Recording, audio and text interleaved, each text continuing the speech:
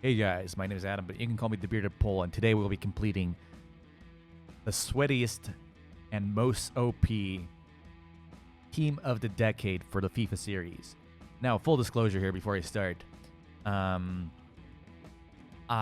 started playing FUT in FIFA 14, so before that I mostly just looked at who people thought was OP, but I think the only one from before that time is in the squad. There are a few reasons for that. First of all, the game wasn't really that competitive before FIFA 17, so a lot of this will be post FIFA 17, but also just because I didn't want to say something I don't know about. So if you disagree, leave your squad in the comments. Tell me who your team of the decade is. But let's start with some honorable mentions that I've placed in the subs and reserves so I don't forget about them. In the subs, we've got Alexander Esvine. I think that's FIFA 13. Legendary, or FIFA 12. See, I'm having trouble discerning the cards from each other, but either way, Esvine's card is legendary because of his pace, and you can see it, 90 pace. Bundesliga, absolutely beloved by many, still said to be the best player in FIFA history for a lot of people, so I just had to place him there. Next to him, that's FIFA 18, I believe, Hamid Musa. Remember the start of FIFA 18? Remember that guy? That was pain. Hamid Musa was pain and suffering. For anybody who just saw him go through on net, you knew what was going to happen. Hamid Musa was going to happen. Next to him, a person who played with him in the Russian league at some point, it's Seydou Doumbia. Part of a famous FIFA 15 triangle. This guy had 4-star skills, amazing stats, great pace. I should have probably placed his Spartak, no, he played it for CSK, sorry, his CSKA card here, because that one wasn't affected by the chemistry glitch. If you don't know, cards in FIFA 15 that were released after the first batch were affected by a chemistry glitch that wouldn't give him any chemistry. But he still was an excellent hyperlink to another person that will be in this video further down the line, and a strong link to another one. Next up, it's, I think, again, FIFA 13 or FIFA 12, Angelo Ogbonna. Ogbonna, just a pacey center back a lot of people enjoyed and loved. And I think he was still OP even as far as FIFA 15, so that tells you a lot. Now he's slowed down and he's not used as much as he used to be. It used to be at one point that was like Ogbonna and Winston Reed on defense was a very good budget start. Then the only really high-rated card and expensive card, but I had to include him in the honorable mentions. He's not really overpowered because he's 90 rated and he's a Champions League record-breaker card. But Miroslav Klose, and next to him Mario Mandzukic for the same reason. In FIFA 14, these cards ruled the game because if you remember FIFA 14, it was a header fest. The best way to score a goal was to run down the line with a player like Kuba Błaszczykowski or somebody like that from the Bundesliga if you were building a Bundesliga squad, or somebody else that's pacey. Cross it into the likes of Klose, Mandzukic, Lewandowski, Huntelaar, and just hope for the best. And usually the games would end with a 10-9 scoreline with most of the goals being scored via headers. Next up, this is a FIFA 12 card. I checked this before. It's Wellington, who was often partnered up in all the Breast Killer and Bra Silver, although he's not a silver, squads with a lot of other... with another player in this lineup who will be revealed later. Very popular. And whenever I researched this, everybody said, yeah, Wellington and the other guy who you probably know. You probably know who I'm talking about, but I'll just keep it a secret for a while longer. In the reserves, we have 5 more players. First off, Samuel Eto'o. When I first started playing FIFA Ultimate Team, I've been playing FIFA since 98, but I only started Ultimate Team in 14 because I finally could understand what's going on with chemistry.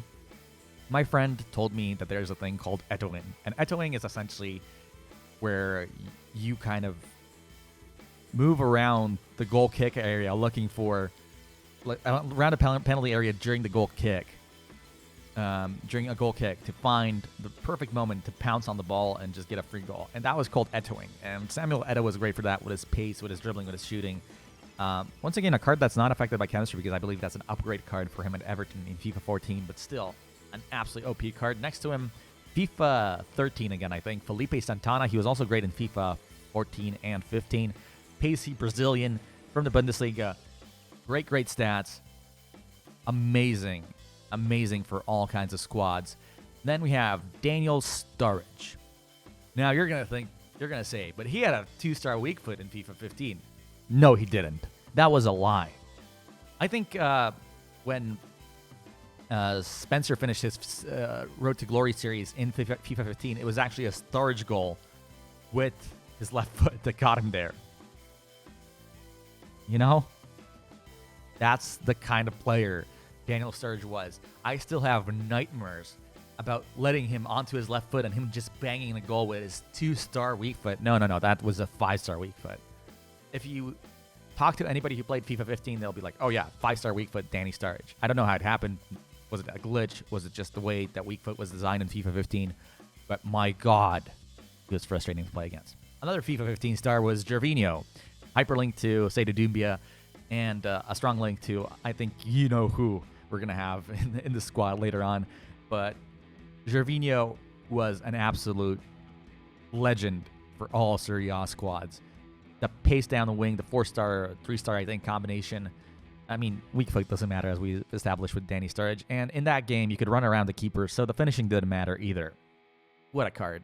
Absolutely loved him. And finally, Gabi Bonlahor from FIFA 12 or FIFA 11 or FIFA 13. Who knows? I can't just say that looking at the cards. See, I'm a noob when it comes to that. But a lot of people have said they've loved him, so he goes into our honorable mention list for his pace and for being from the Premier League, I guess. Now, let's get into the main squad. For the goalies, I didn't have a lot of choices other than a goalie that made FIFA 17 hell to play, and that's good old Jack Butland. Jack Butland, the Stoke goalie, just defined FIFA 17 for me, because whenever I got close to goal, this guy was waiting to ruin my day. I don't think there are a lot of totally OP goalies in FIFA history, but Jack Butland, his 82 rated card was still used in some squads towards the end of the game, and that tells you all you need to know. On the left side, his countryman at left center back, it's Chris Smalling. Once again, his FIFA 17 card, I think a lot of people use that card all the way to the end in FIFA just because of how, once again, he was really OP. 84 rated, so he wasn't the most expensive, but he was really, really good. And next to Chris Smalling, another United player. You probably guessed it. It was a duo that always ruled the FIFA landscape, and it was Eric Bailly. 81 pace. Do I need to say enough? He just caught up to every single striker and made your life a living hell. Right center back, David Luiz. I chose his FIFA 14 card, but it could be any FIFA 14, 13, or 15 card here. This FIFA 14 card just happens to have the best pace, so I'm guessing a lot of people love that. This card does it too, but I think this one was the most well-rounded. PSG hyperlink with Thiago Silva. Later got a Team of the Year in FIFA 15, I believe. That was really great as well. And I feel like he's always been a kind of a weird player rating-wise, because you never quite knew what to make of him, because in real life he was either the best defender on the planet or the worst defender on the planet. There was no middle ground. And in FIFA, he was similar. He'd make some amazing tackles and stuff like that, but then there was that one tackle that he'd just miss, and he'll be like, oh yeah, it's David Luiz. But he was absolutely OP, wasn't the most expensive, and was loved by many players, which is why he goes into the team. Next up, it's the start of a bit of a triangle. It's Angola Conte from FIFA 17 as well. FIFA 17, I feel, was filled with OP cards for a lot of reasons. This is the upgraded card. He started off at 81, but his upgrade is what kind of made him a mainstay in every single squad. Angola Conte, once he transferred to Chelsea, very popular among squad builders because of his defensive work rate and what he brought into midfield. I think at one point it was like seeing a squad without Conte was like seeing, seeing a squad without icons now, I guess. But I feel like he has ruined so many attacks for so many people, and he deserves to be here. And also, he's probably the nicest dude in football, so why not just keep him here? Next to him, another Chelsea player. Chelsea love OP players, as you'll notice in the midfield. It's Ibaka Yoko from FIFA 18. That year, You needed a bit more size in the midfield, which is why Conte didn't work as well. But Bakayoko struck fear into the hearts of many as he absolutely crapped the bed in real life, but was an amazing player in FIFA. A lot of players used him until the end just because he had the physical, he had the posture he needed. He was basically a Vieira for, at one point, like 1,000 coins. You wanted him in your squad. Left midfielder, another Premier League Frenchman, and you might recognize him. And once again, I think the competitive nature of FIFA at the time made me select this because FIFA 17, everybody was figuring out Weekend League. And when you were figuring out Weekend League, there was one man that was just there and always pissing you off. And it's Anthony Martial. My God. The worst thing for me is that he never worked for me personally. He only worked for other players. So I would use Martial and he'd screw up every pass with his bad passing and whatever else. But I see how he worked for players who really like pace and dribbling. He has 91 pace, 87 dribbling. He just swooped past people. So a lovely player and a very deserved addition to this team of the decade. Right midfielder is our only special card in the lineup. It's going to be FIFA 18's Herving El Chucky Lozano, or El Chucky, I should say. Once this card came out, it was dirt cheap because he played in the Eredivisie, and he was a super sub that brought terror into FIFA 18. It was a super sub that everybody had. He was always there, and his stats were amazing. So when your tired defense came up against this monster, they knew they didn't have a chance. He'd just run past them and score, and you could be 2 or 3 goals up, and you in the 60th minute, and you saw that guy coming on, and you thought, oh God, this is going to be a long game still. There are a lot of games that were ruined for me by this man, Herving Lozano. At Cam, it's another FIFA 15 card. But it could be his FIFA 16 edition version as well, to be fair. But it's, or FIFA 30. Any Ramirez card really is OP. But it's Ramirez, another Chelsea player. Chelsea loves their OP players. And I don't think there was a more OP player in the midfield in FIFA 15 than Ramirez. He was everywhere. He was the proto Conte, only faster and stronger. So when Conte came up 2 years later, everybody was like, oh, Chelsea's got one again. And then Bakayoko comes out and everybody's like, oh God, Chelsea's got one again. So Ramirez was the OG of the Chelsea triangle of midfield doom, essentially. Next up, our left striker is the only player from a game I haven't played in this main lineup. It's Nilmar from FIFA 12. My God, I've heard so much stuff about him. I've heard so many people tell me, my God, this was the best card ever. I just had to put him in the lineup. Personally, I'd probably choose Doumbia because it was more of an impact on my game.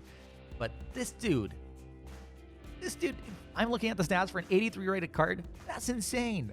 In a game that promoted dribbling as well. Nilmar killed everyone.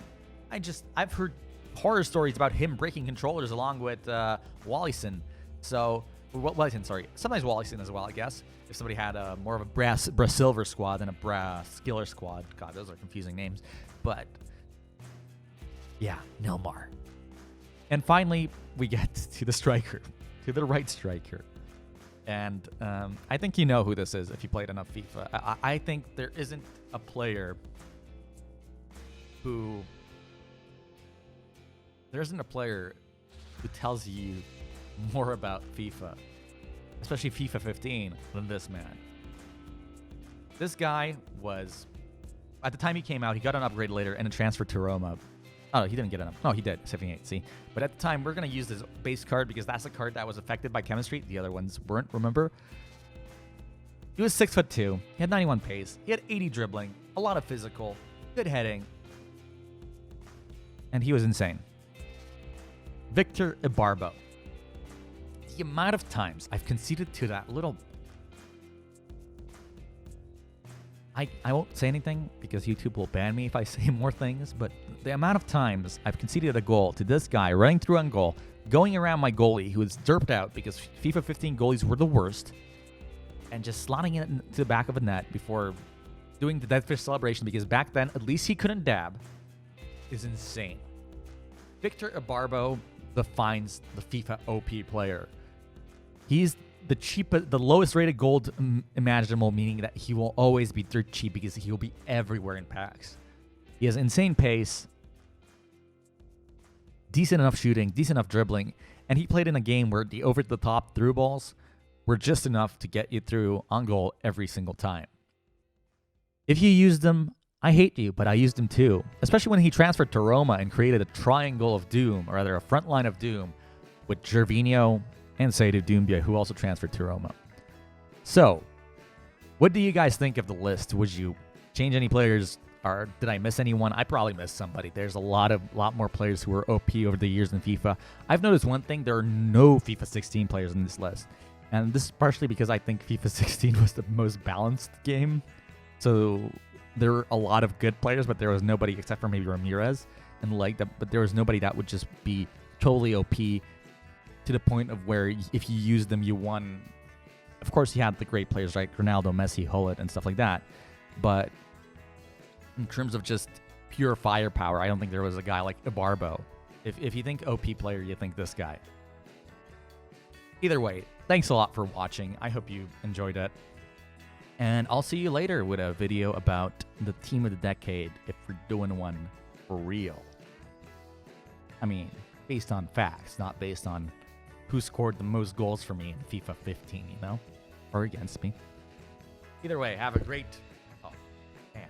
Ouch. Have a great day. And don't hit your microphones. That's a bad thing. It sounds horrible. Cheers. Hey guys, thanks for watching that particular video. If you liked it, leave a like. If you want to see more, subscribe. I'm going to try and keep a more regular uploading schedule. Whatever the case, if you want to see me live on Twitch, head to twitch.tv/thebeardedpole. Link is in the description. Be sure to follow, and I'll see you out there when we can talk about whatever you want to talk about, essentially. Either way, thanks for watching. Enjoy your day. Cheers.